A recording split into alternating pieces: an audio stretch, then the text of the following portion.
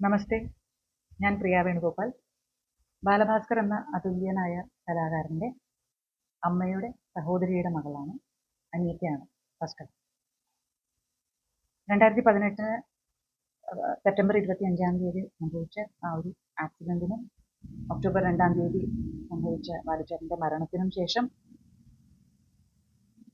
സ്വർണ്ണക്കള്ളക്കടത്ത് എന്ന ഒരു വലിയ വിവാദം ഉണ്ടായതിനു ശേഷം, അതായത് 2019 മെയ്ക്ക് ശേഷം ജൂണോടുകൂടി ഈ കേസിനെ സംബന്ധിച്ചിട്ടുള്ള കാര്യങ്ങൾ പൊതുവിടത്തിൽ, പ്രത്യേകിച്ചും സോഷ്യൽ മീഡിയയിൽ, ഫേസ്ബുക്കിലൂടെ എഴുതുകയും അത് ഫോളോ അപ്പ് ചെയ്യുകയും കേസിൻ്റെ കാര്യത്തിൽ പലതരത്തിലുള്ള ശ്രമങ്ങൾ നടത്തുകയും ഒക്കെ ചെയ്ത ഒരാളെന്ന നിലയിൽ ഇതുവരെയും ആ രീതി തന്നെ പിന്തുടർന്നിരുന്നുവെങ്കിലും ഇന്ന് ആദ്യമായി ഇത് സംബന്ധിച്ച് ഒരു വീഡിയോ ചെയ്യണമെന്ന് ആഗ്രഹിക്കുകയാണ്. ആദ്യമേ പറയട്ടെ, ബാലുചേട്ടൻ മരിച്ച അതിന് കാരണമായ ആക്സിഡൻറ്റിൻ്റെ അന്ന് മുതൽ ഞങ്ങൾ കണ്ട വളരെ വിചിത്രമായ ഒരുപാട് കാഴ്ചകളുണ്ട്. ഞങ്ങൾ സംശയിക്കേണ്ടി വന്ന ഒരുപാട് സാഹചര്യങ്ങളുണ്ട്. ഞങ്ങൾ അനുഭവിക്കേണ്ടി വന്ന ഒരുപാട് വേദനകളുണ്ട്. അത് ഹോസ്പിറ്റലിലും ICUവിലും, അത് കഴിഞ്ഞിട്ട് ബാലുചേട്ടൻ്റെ മരണത്തിന് ശേഷം സംസ്കാര ചടങ്ങുകൾക്കിടയിലും അദ്ദേഹത്തിൻ്റെ വീട്ടിലും ഒക്കെ അതിനൊക്കെ ഞങ്ങൾ സാക്ഷികളാവേണ്ടി വന്നതാണ്. അതിനുശേഷം ഈ പറഞ്ഞതുപോലെ അദ്ദേഹത്തിൻ്റെ മരണത്തിന് ശേഷം ബാലഭാസ്കറിൻ്റെ പത്നി ലക്ഷ്മിയുടെ ആരോഗ്യ വിവരം അറിയാൻ ഹോസ്പിറ്റലിലേക്ക് പോലും പ്രവേശനമില്ലാത്ത രീതിയിൽ ഞങ്ങളെ തടസ്സപ്പെടുത്തിയ ഒരു അനുഭവവും കൂടി മനസ്സിൽ വെച്ചുകൊണ്ട് തന്നെയാണ് 2 മാസത്തിനുള്ളിൽ, അതായത് ലക്ഷ്മി ബാലഭാസ്കർ ഹോസ്പിറ്റലിൽ നിന്ന് വീട്ടിലേക്ക് വന്നതിന് ശേഷം ഞങ്ങൾക്കുണ്ടായ അനുഭവങ്ങളും സംശയങ്ങളും ഒക്കെ ചേർത്ത് വെച്ച് പോലീസിലേക്ക് ഒരു പരാതി ഞങ്ങൾ ആദ്യമായി നൽകുന്നത്. അതിൽ ഞങ്ങൾ പറഞ്ഞിരുന്ന കാര്യം, ബാലഭാസ്കറിന്റെ ആക്സിഡന്റിലേക്ക് നയിച്ച പല കാര്യങ്ങളെക്കുറിച്ചും ഞങ്ങൾക്ക് സംശയങ്ങളുണ്ട്.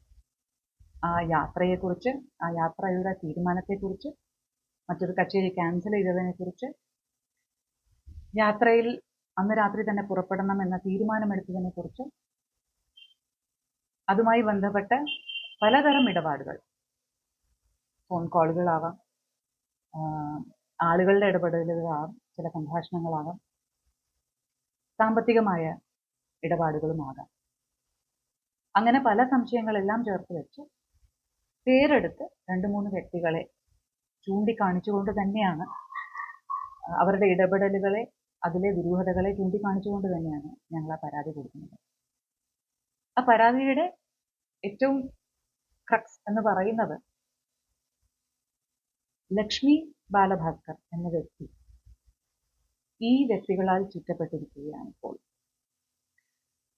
ഞങ്ങൾ സംശയിക്കുന്ന വ്യക്തികൾ ലക്ഷ്മിയുടെ ചുറ്റുമുണ്ട് എന്നതിനർത്ഥം ബാലഭാസ്കർ പോയി, അവരുടെ മകൾ പോയി, ഇനി ബാക്കി ലക്ഷ്മി മാത്രം. ലക്ഷ്മിയും കൂടി ടാർഗറ്റഡ് ആകുമോ എന്ന ഭയത്തിലാണ് ബാലുചേട്ടൻ്റെ അച്ഛൻ ആദ്യമായി ഈ ഒരു പരാതി നൽകുന്നത്. ആ പരാതി നൽകിയതിന് ശേഷം പിന്നീട് പല ഘട്ടങ്ങളിലും ലക്ഷ്മിയെ പോയി സന്ദർശിച്ചിരുന്ന അച്ഛനും ഒപ്പം ചിറ്റപ്പന്മാരും ഒക്കെ ഉണ്ടായിരുന്നു. അവരും പലപ്പോഴും ഈ കാര്യങ്ങളൊക്കെ ബാലുചേട്ടൻ്റെ പത്നിയോട് സൂചിപ്പിച്ചിരുന്നു. അങ്ങനെ ഒരിക്കൽ അവരോട് കേസ് കൊടുക്കട്ടെ, കേസുമായി മുന്നോട്ട് പോകട്ടെ എന്ന് ചോദിച്ചപ്പോൾ, പുറകോട്ട് പോവുകയാണെങ്കിൽ നമുക്ക് ഓർമ്മയുണ്ടാകും എല്ലാവർക്കും, അർജുൻ മൊഴി മാറ്റി എന്നത്. അർജുനാണ് ഡ്രൈവ് ചെയ്തിരുന്നത് അന്ന് എന്ന് പറഞ്ഞിരുന്നുവെങ്കിലും പിന്നീട് ഹോസ്പിറ്റലിൽ വിടുന്ന സമയമായപ്പോഴത്തേക്കും കഥ മാറിയിരുന്നു. അർജുനല്ല, ബാലുചേട്ടനാണ് വണ്ടി ഓടിച്ചിരുന്നത് എന്നായിരുന്നു. അതിന് ആക്കം കൂട്ടുന്ന രീതിയിൽ, സംശയങ്ങൾക്ക് ആക്കം കൂട്ടുന്ന രീതിയിൽ ലോക്കൽ പോലീസ്, അന്നത്തെ ആറ്റിങ്ങൽ DYSP ആയിരുന്ന അനിൽകുമാർ എന്നാണ് അദ്ദേഹത്തിൻ്റെ പേര്, ബാലുചേട്ടനാണ് വണ്ടി ഓടിച്ചത് എന്ന് ദൃക്സാക്ഷികൾ ഉൾപ്പെടെ പറഞ്ഞു കഴിഞ്ഞു. അതുകൊണ്ട് കേസായി മുന്നോട്ട് പോകാനില്ല. FIR ഇട്ടിരുന്നു. പക്ഷെ കേസിന് അടിസ്ഥാനം ഇനി അങ്ങോട്ട് മുന്നോട്ട് പോകാനില്ല. കാരണം ആക്സിഡന്റിന് കാരണക്കാരനായി, മകളുടെയും മരണത്തിന് കാരണക്കാരനായി മരണപ്പെട്ട ബാലഭാസ്കർ മാറിയിരിക്കുന്നു. Case closed. ഈ ഒരു ഘട്ടത്തിലാണ് ഇതിനു പിന്നിൽ എന്തോ തിരിമറിയുണ്ടെന്ന് ഞങ്ങൾ പൂർണ്ണമായും വിശ്വസിക്കുന്നു. സംശയങ്ങൾ മാറി ഒരു വിശ്വാസത്തിലേക്ക് വരുന്നു. ഇതെന്തോ അട്ടിമറിക്കാൻ വേണ്ടിയിട്ടുള്ള ശ്രമമാണ്. ഇത് ലക്ഷ്മിയോട് പറയുമ്പോൾ അർജുൻ എന്തുകൊണ്ട് മൊഴി മാറ്റി എന്നുള്ളത് അന്വേഷിക്കണം, എനിക്കും അറിയണം. പക്ഷെ സാമ്പത്തിക കാര്യങ്ങളൊന്നും അന്വേഷിക്കണ്ട എന്ന് ബാലഭാസ്കറിന്റെ അച്ഛനോട് പറഞ്ഞത് ലക്ഷ്മിയാണ്. അവിടെ ഉണ്ടായിരുന്ന എല്ലാവരും സാക്ഷികളാണ്. ഞങ്ങൾ ആദ്യമേ കൊടുത്തിരുന്ന പരാതി നിലനിൽക്കുന്നത് കൊണ്ട് തന്നെ അതിനെ ബേസ് ചെയ്തത് തന്നെയാണ്. പക്ഷെ കേസുമായി മുന്നോട്ട് പോകാൻ അച്ഛൻ തീരുമാനിച്ചു.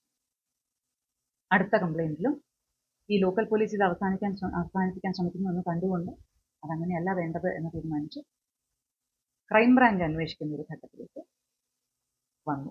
അതിന് കാരണമായത് ഈ പരാതി തന്നെയാണ്. കാരണം സാമ്പത്തികമായോ മറ്റോ ഉള്ള ഗൂഢാലോചന ഈ അപകടത്തിന് പിന്നിൽ ഞങ്ങൾ സംശയിക്കുന്നു. അല്ലെങ്കിൽ അനാവശ്യമായി ദൃക്സാക്ഷികളെ കൊണ്ടുവന്ന് മൊഴി മാറ്റിയ അർജുന് ഫേവറബിളായി ഈ കേസ് ക്ലോസ് ചെയ്യാൻ പോലീസ് ശ്രമിക്കേണ്ടതില്ല. ദുരൂഹതകൾ ഒരുപാടുണ്ട്. ഓരോന്നായി പിന്നീട് പറയാം. പക്ഷെ ഞാൻ ഇപ്പോൾ ഈ വീഡിയോ ചെയ്യുന്നതിന് ഒരു വലിയ കാരണമുണ്ട്. ഇക്കഴിഞ്ഞ ദിവസം ലക്ഷ്മി ബാലഭാസ്കർ 6 വർഷത്തിന് ശേഷം പൊതു വെളിപ്പെടുത്തൽ വന്ന ഒരു മാധ്യമത്തിലൂടെ എല്ലാവരോടും സംസാരിച്ചു. അവരോടുള്ള എല്ലാ ബഹുമാനവും നിലനിർത്തിക്കൊണ്ട് തന്നെ പറയട്ടെ, കേസിനെ കുറിച്ചോ അല്ലെങ്കിൽ ഇപ്പോൾ നിലവിൽ കേസിൽ ബാക്കിയായിട്ടുള്ള ചോദ്യങ്ങളെക്കുറിച്ചോ അവരോടൊന്നും ചോദിച്ചില്ല. ചോദിച്ചതിന് പോലും അവർ കൃത്യമായ മറുപടി പറഞ്ഞില്ല. പറഞ്ഞതിലുള്ള സംശയങ്ങളെ ദൂരീകരിക്കാൻ ഇനിയൊരു അവസരമില്ല എന്നവർ പറഞ്ഞു എന്നുള്ളിടത്ത് ആ വീഡിയോയിൽ അവർക്ക് അർഹിക്കുന്നു എന്ന് എല്ലാവരും അവരർഹിക്കുന്നു എന്ന് പറയുന്ന സഹതാപത്തിനപ്പുറം ഒരു കാമ്പുള്ളതായി തോന്നിയില്ല. സഹതാപം നേടാൻ വേണ്ടി മാത്രം ലക്ഷ്മി വന്നു എന്നുള്ളതല്ല ഞാൻ ആരോപിക്കുന്നത്. എന്തിനു വന്നു എന്ന് ചോദിക്കണം. 6 വർഷത്തിന് ശേഷം വന്ന സ്ഥിതിക്ക് ചോദിക്കാനുള്ളത് കുറച്ചുകൂടി അറിയാമായിരുന്നു എന്നുള്ളത് പറയാം. പക്ഷെ ലക്ഷ്മി അവിടെ പറഞ്ഞ ഒരു കാര്യമാണ്, അത് വളരെ വാലിഡാണ്, പൂർണ്ണമായും ഞങ്ങളും അംഗീകരിക്കുന്ന ഒരു കാര്യമാണ്. ഒരു മരണം സംഭവിച്ചു, പ്രത്യേകിച്ചും തന്റെ ഏറ്റവും ക്ലോസ് ആയിട്ടുള്ള ആൾക്കാരുടെ ആവുമ്പോൾ, ഭർത്താവിന്റെയും മകളുടെയും കൂടി ആവുമ്പോൾ പിന്നീടുള്ള കുറെ കാലം ഒരു റിക്കവറി ഹീലിംഗ് എന്നൊക്കെ നമുക്ക് പേരിന് പറയാം എങ്കിൽ പോലും ഒരു വല്ലാത്തൊരു മാനസികാവസ്ഥയായിരിക്കാം. റിയാലിറ്റി എന്ത്, യാഥാർത്ഥ്യം എന്ത്, കേൾക്കുന്ന കഥകൾ എന്ത് എന്ന് ചിന്തിച്ചു പോകുന്ന ഒരവസ്ഥ. ആ അവസ്ഥയിൽ ഞാൻ പറയും, ലക്ഷ്മി കൂടെ ഉണ്ടായിരുന്നവരെല്ലാം കള്ളന്മാരാണ് എന്ന് ഞാൻ ഒന്നുകൂടി പറയുമ്പോഴും ഞാൻ പറയും, ലക്ഷ്മി ഭാഗ്യവതിയാണ്. നല്ല ബന്ധവത്തിൽ ഈ പറയുന്ന ആൾക്കാരുടെ സുരക്ഷിതത്വത്തിലായിരുന്നു ലക്ഷ്മി എപ്പോഴും. അതുകൊണ്ട് ലക്ഷ്മിക്കൊന്നും പറയേണ്ടി വന്നില്ല. ഇപ്പോൾ വന്ന് സംസാരിച്ചതും ഒരു പ്രസ് മീറ്റിലല്ലല്ലോ, ആരെങ്കിലും ചോദിക്കുന്ന ചോദ്യങ്ങൾക്ക്, റാൻഡമായിട്ടുള്ള ചോദ്യങ്ങൾക്കുള്ള ഉത്തരമല്ലല്ലോ. നേരത്തെ അറിഞ്ഞ് സംസാരിച്ച് എന്തൊക്കെ സംസാരിക്കാമെന്ന് തീരുമാനിച്ച് അങ്ങനെ സംസാരിച്ചതായിട്ടേ തോന്നിയുള്ളൂ. തെറ്റാണെങ്കിൽ ക്ഷമിക്കുക. ഞാൻ പറഞ്ഞു വരുന്നത് ഇതിന്റെ മറുവശത്തെക്കുറിച്ചാണ്. ഇപ്പോൾ നടക്കുന്ന ഏറ്റവും വലിയ ചർച്ച എന്ന് പറയുന്നത് ബാലുചേട്ടന്റെ അച്ഛനും അമ്മയും, പ്രത്യേകിച്ചും അമ്മ ഒരുപാട് സംസാരിക്കുന്നു. കല്യാണം നടന്ന ആ കാലത്തെക്കുറിച്ച് ഇന്നെന്നാ പോലെ സംസാരിക്കുന്നു. അവരുടെ മനസ്സിലെ ഗ്രഡ്ജ് ഒട്ടും മാറിയിട്ടില്ല. മരുമകളെ അടുപ്പിച്ചിട്ടില്ല. മരുമകളെയും മകനെയും സ്നേഹമുണ്ടായിരുന്നെങ്കിൽ അന്ന് കൂടെ നിർത്തിയിരുന്നെങ്കിൽ ഇതൊന്നും വരില്ലായിരുന്നു. ഇങ്ങനെയൊക്കെ ഒരുപാട് സംശയങ്ങൾ, ചോദ്യങ്ങൾ, ആരോപണങ്ങൾ ഒക്കെ കേൾക്കുന്നതിനിടയിൽ വേദന കൊണ്ട് തന്നെയാണ് ഈ വീഡിയോ ചെയ്യാമെന്ന് തീരുമാനിച്ചത്. ശരിയാണ്, ഒരു കഥ കേൾക്കുന്ന ലാഘവത്തോടെ ആ വീഡിയോ ഒക്കെ കണ്ടാൽ നമുക്ക് തോന്നും 18 വർഷത്തെ ജീവിതവും കഴിഞ്ഞ് പിന്നീടുള്ള 6 വർഷവും കഴിഞ്ഞ് മകനും കൊച്ചുമകളും മരിച്ച് 6 വർഷവും കഴിഞ്ഞ് ഈ അമ്മ ഇപ്പോഴും അതുപോലെ സംസാരിക്കണമെങ്കിൽ അവരുടെ മനസ്സ് എത്ര പുഷ്പത്തരം നിറഞ്ഞതാണ് അല്ലെങ്കിൽ എത്ര കട്ടിയുള്ളതാണ് എന്നൊക്കെ സാധാരണക്കാർ ചിന്തിച്ചിട്ടുണ്ട്. പക്ഷെ ഞാനപ്പോൾ ലക്ഷ്മി പറഞ്ഞ കാര്യം കടമെടുക്കാൻ ആഗ്രഹിക്കുകയാണ്. മരണം നടന്നതിന് ശേഷം, എൻ്റെ ഏറ്റവും അടുത്ത ഒരാളുടെ മരണം നടന്നതിന് ശേഷം റിയാലിറ്റി എന്ത്, എന്താ വിശ്വസിക്കേണ്ടത് എന്ത്, അല്ലെങ്കിൽ കഥകൾ എന്ത് എന്നൊക്കെ അറിയാൻ പറ്റാത്തൊരു സ്റ്റേജ് ഉണ്ടല്ലോ. ഈ അമ്മ അതനുഭവിക്കുന്നത് ഈ 6 വർഷം മുമ്പ് മകൻ മരിച്ചപ്പോൾ മാത്രമല്ല, അല്ലെങ്കിൽ 6 മാസം, വെറും 6 മാസം മുമ്പ് എൻ്റെ മകൾ മരിച്ചപ്പോൾ മാത്രമല്ല, ഞങ്ങളുടെ കുടുംബത്തിലെ തന്നെ ബാലുചേട്ടന് പോലും ഏറ്റവും വിലപ്പെട്ട ഒരു ജീവൻ എന്ന് പറയുന്ന ഒരു വ്യക്തി എന്ന് പറയാവുന്ന വല്യമ്മാവൻ വയലിനിസ്റ്റ് ശ്രീ വി ശശികുമാർ, ബാലുചേട്ടന്റെ ഗുരു, മരിച്ച കഴിഞ്ഞ വർഷമല്ല. ഈ അമ്മയുടെ ജീവിതം സ്തംഭിക്കുന്നത് 2000 ബാലുചേട്ടന്റെ കല്യാണത്തോടുകൂടിയാണ്. കാരണം ഞാൻ ഒന്നുകൂടി പറയാം, ഇവിടം കൊണ്ട് നിർത്തരുത്, ഇതിൽ കട്ട് ചെയ്തിട്ട് ഉപയോഗിക്കരുത്, ബാക്കിയും കൂടി കേൾക്കണം. മകൻ കല്യാണം കഴിച്ചു, ശരി. അന്നേ ദിവസം വീട്ടിലേക്ക് വരട്ടെ എന്ന് ചോദിച്ചു. മകന് ഭീഷണിയുണ്ട്, ബാക്കി കാര്യങ്ങൾ പ്രശ്നങ്ങളുണ്ട്, മകളുണ്ട്, സുഖമില്ലാത്തൊരു മകൾ വീട്ടിലുണ്ട്, വരരുത് എന്ന് പറഞ്ഞു.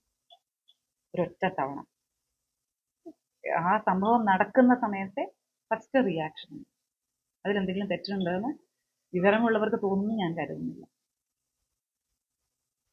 പക്ഷെ അച്ഛൻ മകന് വേറെ വഴിയില്ല എന്ന് കണ്ടതുകൊണ്ട് ഈ കല്യാണം നടത്തിച്ചവർക്കും അതിന് മുന്നിട്ടിറങ്ങിയവർക്കുമൊന്നും, അല്ലെങ്കിൽ പാക്ക് ചെയ്തിറങ്ങിയ ലക്ഷ്മിക്ക് പോലും തിരിച്ച് വീട്ടിലേക്ക് പോകാനുള്ള നിവൃത്തിയില്ല എന്ന് കണ്ടതുകൊണ്ട് അച്ഛൻ തന്നെയാണ് അച്ഛൻ്റെ കസിൻ്റെ വീട്ടിലേക്ക്, എറണാകുളത്തേക്ക് ടാക്സിയും പിടിച്ച് മകനെയും ഭാര്യയെയും സുഹൃത്തുക്കളെയും അയക്കുന്നത്.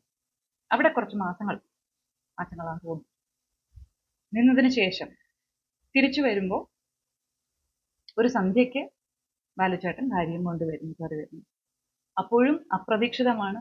അമ്മയുടെ ഫസ്റ്റ് റിയാക്ഷൻ, നമ്മളൊരു ഒരു സാഹചര്യം ആലോചിച്ച് നോക്കും, എനിക്കിഷ്ടമില്ലാത്തൊരു കാര്യം നടന്നു, നമ്മൾ ആദ്യമേ കയറി ചിന്തിച്ച ഒരു ഉത്തരമായിരിക്കില്ല കൊടുക്കുക. കയറണ്ട എന്ന് പറഞ്ഞു, വരട്ടെ എന്ന് ചോദിച്ചു, കയറണ്ട എന്ന് പറഞ്ഞു. കാരണം അപ്പോഴും സുഖമില്ലാത്ത മകൾ വീട്ടിലുണ്ട്, അവളെങ്ങനെ റിയാക്ട് ചെയ്യുന്നു അറിയില്ല, അവളെ എങ്ങനെ പിന്നെ മാനേജ് ചെയ്യണമെന്ന് അറിയില്ല, ഈ കുട്ടിയെ എങ്ങനെ സംരക്ഷിക്കും, വരുന്ന കുട്ടിയെ എന്തെങ്കിലും സംഭവിച്ചാൽ അതിൽ നിന്ന് എങ്ങനെ മാറ്റി നിർത്തും എന്നുള്ളത് അറിയില്ല. വേണ്ട എന്ന് പറഞ്ഞു, അവിടെ തീരുന്നു. പിന്നീട് ഒരിക്കൽ പോലും ഈ കുട്ടി, കല്യാണം കഴിഞ്ഞ് വന്ന കുട്ടി, ആ അമ്മയുടെ പ്രസൻസിനെ വാല്യൂ ചെയ്തിട്ടില്ല. ആ അമ്മ ഉണ്ട് ഉള്ള രീതിയിൽ പോലും ഒരിക്കൽ പോലും പെരുമാറിയിട്ടില്ല പിന്നീടുള്ള 18 വർഷവും. ഞാനിത് പറയുന്നതിന് കാരണം, ബാലുചേട്ടൻ അവിടെ നിരന്തരം വരാറുണ്ടായിരുന്നു. വരുമ്പോഴൊക്കെ പരാതികളാണ് ബാലുചേട്ടൻ.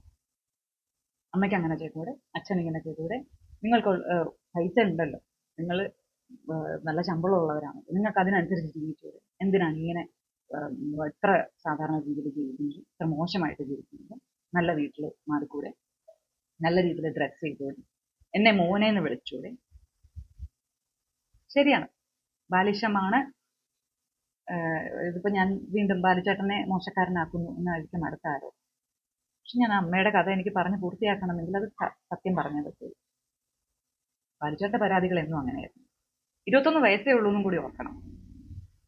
ആൺകുട്ടികളെ സംബന്ധിച്ചിടത്തോളം ടീനേജ് പ്രായം എന്ന് തന്നെ കണക്കാക്കാവുന്ന ഒരു പ്രായം. ഈ ഭാര്യ എന്ന് പറയുന്ന വ്യക്തി അച്ഛന്റെ കയ്യിൽ നിന്ന് ബാലുചേട്ടന്റെ ആദ്യത്തെ പരിപാടികളുടെയൊക്കെ പ്രതിഫല തുക ചേർത്ത് വെച്ചുണ്ടാക്കിയ ഒരു 2 ലക്ഷം രൂപയുടെ പാസ്ബുക്കും വാങ്ങിച്ച് അച്ഛൻ തന്നെ അറേഞ്ച് ചെയ്ത് കൊടുത്ത വീട്ടിൽ, അച്ഛൻ തന്നെ വാങ്ങിച്ചു കൊടുത്ത ഫർണിച്ചർ ഉപയോഗിച്ച്, അച്ഛൻ തന്നെ വാങ്ങിച്ചു കൊടുത്ത സാധനങ്ങളും ഒക്കെ ഉപയോഗിച്ച് ജീവിക്കുമ്പോഴും ഒരിക്കൽ പോലും ആ അമ്മയെ അല്ലെങ്കിൽ ആ ചേച്ചിയെ ജീവിതത്തിലേക്ക് കൊണ്ടുവരാൻ, അല്ലെങ്കിൽ അവരുടെയും ജീവിതത്തിന്റെ ഭാഗമാക്കാൻ ഒരിക്കൽ പോലും ശ്രമിച്ചിട്ടില്ല. ഒരു കാര്യം കൂടെ എടുത്തു പറയാനുള്ളത്, സംഗീതത്തിന് വേണ്ടി ജീവിച്ചൊരു വ്യക്തിയാണ് ബാലുചേട്ടന്റെ അമ്മ. ഇന്നും അവരത് തന്നെയാണ് പറയാറുള്ളത്. ബാലുച്ചേട്ടനെ ബാലുച്ചേട്ടനാക്കിയ ബാലഭാസ്കർ ആക്കിയതും ആ അമ്മയാണ്. ആ അമ്മയുടെ ആഗ്രഹമാണ്, ആ അമ്മയുടെ അധ്വാനമാണ്. ആ ബാലഭാസ്കറിന്റെ ഒരു പരിപാടി പോലും, ഒരു സംഗീത പരിപാടി പോലും ആ അമ്മയ്ക്ക് ഇന്ന് വരെ കാണാൻ കഴിഞ്ഞിട്ടില്ല. കാരണം മോളെന്നുള്ളൊരു പ്രാരാബ്ധം എപ്പോഴും ഉണ്ട് വീട്ടിൽ. അത് കഴിഞ്ഞ് മോനങ്ങ് പോയി, കല്യാണം കഴിഞ്ഞ് പോയി. ലക്ഷ്മിയും ലക്ഷ്മിയുടെ അമ്മയും അച്ഛനും പോലും ആദ്യം മുതലേ, കല്യാണം കഴിഞ്ഞ ആ സമയം മുതലേ ബാലുച്ചേട്ടന്റെ കൂടെ കുടുംബമായി പരിവാരമായി പരിപാടികൾക്കൊക്കെ പോകുന്ന ഒരു കാഴ്ച തിരുവനന്തപുരത്തുകാർക്കൊക്കെ പരിചയം ഉണ്ടാവുമായിരിക്കും. അവരുടെ വീട്, അവരുടെ അവസ്ഥ, അങ്ങനെയുള്ള കാര്യങ്ങളൊക്കെ അറിയുന്നവരറിയട്ടെ. അതേക്കുറിച്ച് സംസാരിക്കാൻ എനിക്ക് താല്പര്യമില്ല. ജാതി, മതം, സാമ്പത്തികം, ഇങ്ങനെയുള്ള കാര്യങ്ങളൊക്കെ എത്രത്തോളം സില്ലിയാണ്, പ്രത്യേകിച്ചും ഈ ഒരു അവസ്ഥയിൽ നിന്ന് അറിയുന്നത് കൊണ്ട് തന്നെ അതും ഞാൻ ചർച്ച ചെയ്യാൻ ആഗ്രഹിക്കുന്നു. പക്ഷേ ഞാൻ ഒന്നുകൂടി എടുത്തു പറയുന്ന ഒരു കാര്യം, ആ അമ്മയുടെ മനസ്സ്. നമ്മുടെ പ്രസൻസിനെ ഒരാൾ ഇൻവാലിഡേറ്റ് ചെയ്ത് കഴിഞ്ഞാൽ നമ്മുടെ ജീവിതം അവിടെ സ്തംഭിക്കുകയാണ്, അവിടെ നമ്മുടെ കട്ടാവുകയാണ്, ഫ്രോസൺ ആവുകയാണ്. ഇന്ന് മകനില്ല, മകളുമില്ല. ആ അമ്മ അനുഭവിക്കുന്നത് എന്ത് എന്ന് അറിയണമെങ്കിൽ കുറച്ച് പ്രയാസപ്പെടും. അങ്ങനെ ലക്ഷ്മിയുടെ കഥയൊന്നും പോരാ, അല്ലെങ്കിൽ ലക്ഷ്മിയുടെ അനുഭവവും പോരാ. അച്ഛനും അമ്മയും അനിയനും അനിയന്റെ കുടുംബവും ഒക്കെ ഉണ്ടായിട്ടും ലക്ഷ്മിക്ക് അത് പോരാഞ്ഞു. ലത വേണമായിരുന്നു, ലത ചേച്ചി വേണമായിരുന്നു, വിഷ്ണുവും തമ്പിയും അപ്പുറവും ഇപ്പുറവും വേണമായിരുന്നു. പിന്നെ കുറെ സുഹൃത്തുക്കളുടെ പേര് എപ്പോഴും പറയുന്നത് അവരൊക്കെ വേണമായിരുന്നു. എല്ലാവരും ഉണ്ടായിരുന്നു, അമ്മയ്ക്കതൊന്നും ഉണ്ടായിരുന്നു. ഞങ്ങൾ എല്ലാവരും ഒരു കുടുംബമാണെങ്കിലും ഞങ്ങൾക്ക് എല്ലാവർക്കും അവരവരുടെ ജീവിതങ്ങളുണ്ട്. അതിനിടയിൽ അമ്മയും അച്ഛനും അവരുടെ കാര്യങ്ങളും മീര ചേച്ചിയുടെ ബുദ്ധിമുട്ടുകളും ആരോഗ്യ പ്രശ്നങ്ങളും ഒക്കെ ഡീൽ ചെയ്ത് അവരുടെ ഉദ്യോഗവും ഒക്കെ നോക്കി അങ്ങനെ ജീവിച്ചുകൊണ്ടിരുന്ന ആൾക്കാർ, സംഗീതവുമായി തന്നെ ജീവിച്ചുകൊണ്ടിരുന്നതാണ് ബാലുച്ചേട്ടൻ മരിക്കുന്നത് വരെ.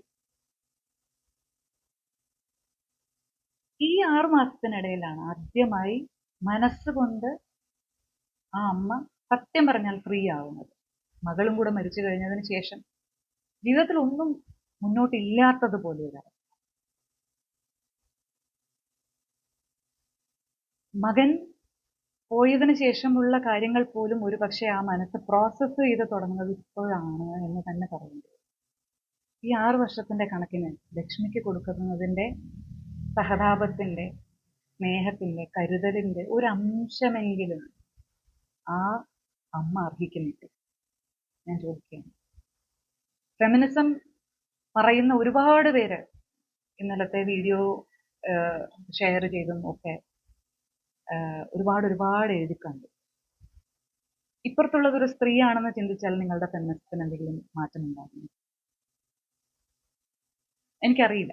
ആ ഫെമിനിസത്തിന്റെ ഇക്വേഷനോടൊന്നും വിശ്വാസമില്ലാത്ത ഒരാളാണ് ഞാൻ. അങ്ങനെ ആ ഒരു തരത്തിലുള്ള ഇക്വാളിറ്റിക്ക് വേണ്ടി ഒരിക്കലും ബാധിക്കാത്ത, ഓരോ മനുഷ്യനും യുണീക്കാണ്, ആണായാലും പെണ്ണായാലും എന്ന് വിശ്വസിക്കുന്ന ആളാണ്. പക്ഷെ ഞാൻ ചോദിക്കുന്നത്, ഒരു സ്ത്രീ എങ്ങനെ വേണം, ഒരു അമ്മ എങ്ങനെ വേണം, ഒരു ഭാര്യ എങ്ങനെ വേണം, ഒരു പ്രണയിനി എങ്ങനെ വേണം എന്നൊക്കെ ഘോരഘോരം പ്രസംഗിക്കുന്നവർ ഇപ്പുറത്തെ ഈ അമ്മയുടെ അനുഭവത്തെ ഒന്ന് ചർച്ച ചെയ്യാൻ തയ്യാറാകുമോ? അവരൊന്നും തയ്യാറാകണ്ട, താല്പര്യവുമില്ല.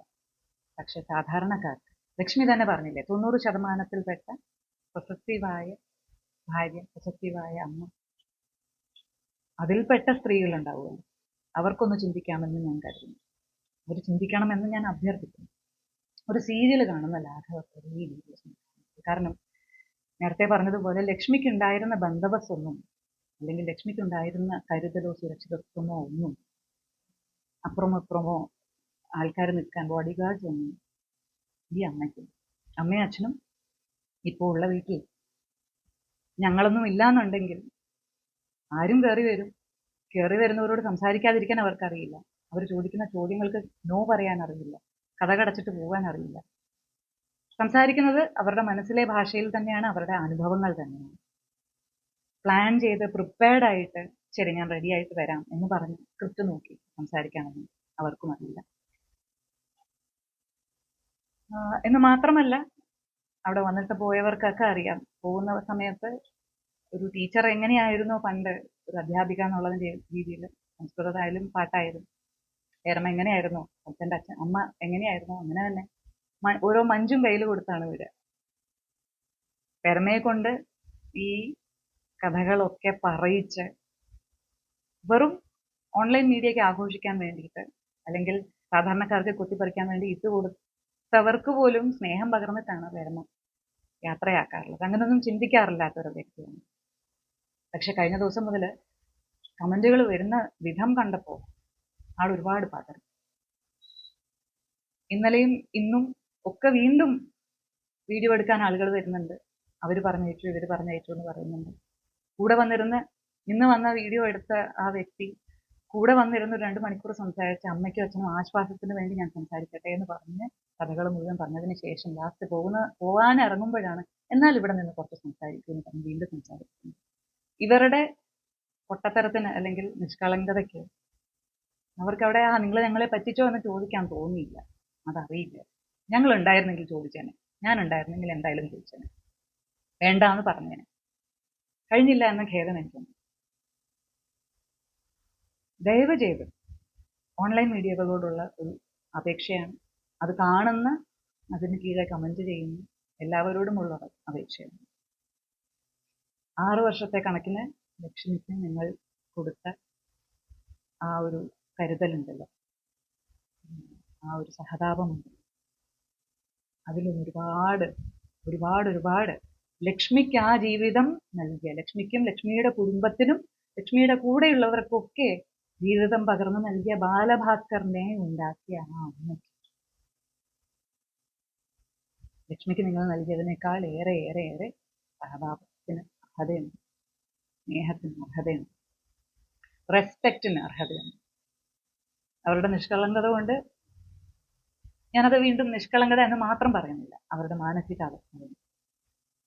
ലക്ഷ്മി പറഞ്ഞതുപോലെ റിയാലിറ്റി ഏത്, ശരി ഏത്, തെറ്റേത്, കഥ ഏത്, യാഥാർത്ഥ്യം ഏത് എന്നൊക്കെ പ്രോസസ്സ് ചെയ്ത് തുടങ്ങുന്നതേ ഉള്ളൂ അവർക്ക് മനസ്സിൽ. അവരുടെ നഷ്ടങ്ങൾ ലക്ഷ്മിക്ക് ഊഹിക്കാൻ കഴിയുന്നതിനും ഒക്കെ അപ്പുറമാണ്. അത് മനസ്സിലാക്കുന്നവർ ഒരുപാട് പേരുണ്ടെന്ന് എനിക്കറിയാം.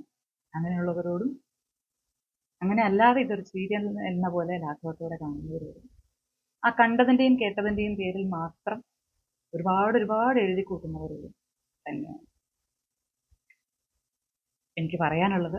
അത്രയേ ഉള്ളൂ. പക്ഷേ ഈ ഒരു വശം ഇന്നിപ്പോ പറഞ്ഞ് നിർത്തുകയാണ്. ഒരുപാട് കഷ്ടപ്പെട്ട് കേസ് കൃത്യമായി പഠിച്ച് അന്വേഷണങ്ങളിൽ വന്ന അപാകതകളെ ആദ്യമേ പറഞ്ഞതുപോലെ ബാലുചേട്ടൻ വണ്ടി ഓടിച്ച് വരുത്തി വെച്ച വിന എന്ന് പറഞ്ഞ് അവസാനിപ്പിക്കാനിരുന്ന ഒരു ക്ലോസ് ചെയ്യാനിരുന്ന ഒരു കേസ് 2018 തന്നെ ആ കേസിനെ കൃത്യമായ വ്യക്തമായ തെളിവുകളുടെ അടിസ്ഥാനത്തിൽ ഹൈക്കോടതി വിധി വരെ, CBI അന്വേഷണത്തിന് ശേഷമുള്ള ഹൈക്കോടതി വിധി വരെ എത്തിച്ച, അതിൽ നല്ലൊരു പങ്ക് വഹിച്ച ആൾ എന്ന നിലയിൽ തന്നെ ഞാൻ പറയുകയാണ്, ഹൈക്കോടതിയുടെ വിധി നമുക്കൊന്ന് വിശദമായി പഠിക്കാം. വീഡിയോ ഇനിയും ഞാൻ ചെയ്യും. ആദ്യമായാണ് വീഡിയോ ഞാൻ ചെയ്യുന്നത്. പ്രശസ്തിക്ക് വേണ്ടി, പണത്തിന് വേണ്ടി, എന്താ പറയുക, റീച്ച് ഉണ്ടാക്കാൻ വേണ്ടി എന്നൊക്കെ പറയുന്ന ആൾക്കാർക്കുള്ള മറുപടിയാണ്. ഞാൻ ഡോക്യുമെന്റേഷനാണ് ചെയ്തുകൊണ്ടിരുന്നത് ഇത്രയും കാലം. ഞാൻ എഴുതിയ ആദ്യത്തെ പോസ്റ്റ് മുതൽ അവസാനത്തേത് വരെ എല്ലാം ഫേസ്ബുക്കിലുണ്ട്, പ്രിന്റ് ആയിട്ടുണ്ട്, എത്തേണ്ടടുത്ത് എത്തിയിട്ടുണ്ട്. അതിന്റെ അടിസ്ഥാനത്തിൽ തന്നെയാണ് CBI അന്വേഷണം എത്തിയതും CBI അന്വേഷണത്തിന് ശേഷം അത് പരാജയപ്പെട്ടതിന് ശേഷം ഹൈക്കോടതി വരെ എത്തിയത്. ഒറ്റയാൾ ശ്രമം എന്നൊന്നും അല്ല ഞാൻ പറയുന്നത്, പബ്ലിക്കിൽ നിന്നത് ഞാനാണ്. പക്ഷെ ഞങ്ങൾ ഒരുപാട് പേരുണ്ട് അതിനുവേണ്ടി ശ്രമിച്ചവർ. ഒരുപാട് പേർ ഈ കേസുമായി ബന്ധപ്പെട്ട് ഇതിൽ ഉൾപ്പെടേണ്ടി വന്ന ഹതഭാഗ്യരായ ഒരുപാട് പേരുടെ ശ്രമങ്ങൾ ഇതിന് പിന്നിലുണ്ട്. എല്ലാവർക്കും നീതി വേണം, അച്ഛനും അമ്മയ്ക്കും നീതി വേണം. കഷ്ടപ്പെട്ട് കേസിന്റെ കാര്യങ്ങൾ മാത്രം സംസാരിച്ച് ആർക്കുമെതിരെ കൃത്യമായ ഒരു ആരോപണവും പറയാതെ തന്നെ കേസിന്റെ കാര്യങ്ങൾ മാത്രം സംസാരിച്ച് ഹൈക്കോടതി വിധി വരെ എത്തി രണ്ടാമത്തെ ഒരു അന്വേഷണത്തിന്റെ റിപ്പോർട്ട് എന്തായി എന്ന് കാത്തിരിക്കുന്ന ഒരു സമയത്ത് വീണ്ടും വളരെ വിദഗ്ധമായി ഇതിനെ ഒരു ഫാമിലി ഇഷ്യൂ ആക്കി മാറ്റാൻ നോക്കൂ. 6 വർഷം ഇത് എടുത്തതിന് പിന്നിൽ ഒരേ ഒരു കാരണം ഈ ഫാമിലി ഇഷ്യൂ എന്നുള്ളതാണ്. അതിലേക്ക് വീണ്ടും കൊണ്ടെത്തിക്കണം. ഒരുപാട് പേര് കിണഞ്ഞ് പരിശ്രമിക്കുന്നുണ്ട്. അതിൽ നിർഭാഗ്യവശാൽ ഞങ്ങളുടെ കൂട്ടത്തിലുള്ളവരുടെ തന്നെ, പ്രത്യേകിച്ചും ബാലച്ചന്റെ അമ്മയുടെയും അച്ഛന്റെയും നിഷ്കളങ്കത കൊണ്ട് തന്നെ ഒരുപാട് ബുദ്ധിമുട്ടും ഉണ്ടാകുന്നുണ്ട്. സത്യമാണ്. അത് അക്സെപ്റ്റ് ചെയ്തുകൊണ്ട് തന്നെ ഞാൻ ഒരിക്കൽ കൂടി പറയുന്നു, കേസ് സംസാരിക്കാനാണെങ്കിൽ നമുക്ക് മുന്നോട്ട് പോകാം. ഓൺലൈൻ മീഡിയകളോടും കൂടി അഭ്യർത്ഥിക്കുന്നു, നിങ്ങൾക്ക് വ്യൂവേഴ്സിനെ കിട്ടാൻ, സബ്സ്ക്രൈബേഴ്സിനെ കൂട്ടാൻ ഒക്കെ കുറച്ച് ജീവിതങ്ങളെ വെച്ച് കളിക്കാതിരിക്കുക. അത് വെച്ച് റീച്ച് കൂട്ടാൻ ശ്രമിക്കാതിരിക്കുക. സാധാരണക്കാരോട് ഒന്നുകൂടി ഓർമ്മിപ്പിക്കുന്നു, സീരിയലുകാർക്ക് അവരഭിനയിക്കുന്നു, കാശ് കിട്ടുന്നു, അവർ പോകുന്നു. നമ്മൾ കാണുന്നു, സന്തോഷിക്കുന്നു, 2 കമന്റ് പറയുന്നു. ജീവിക്കുന്നവർക്ക് അങ്ങനെയല്ല. യാഥാർത്ഥ്യം വളരെ ബുദ്ധിമുട്ടുള്ളതാണ്. അത് ലക്ഷ്മിക്കാണെങ്കിലും അങ്ങനെ തന്നെയാണ്, ബാലഭാസ്കറിന്റെ കുടുംബത്തിനാണെങ്കിലും അങ്ങനെ തന്നെയാണ്. അത് മാത്രം മനസ്സിലാക്കാം. വീണ്ടും നമുക്ക് കാണാം. നമസ്കാരം.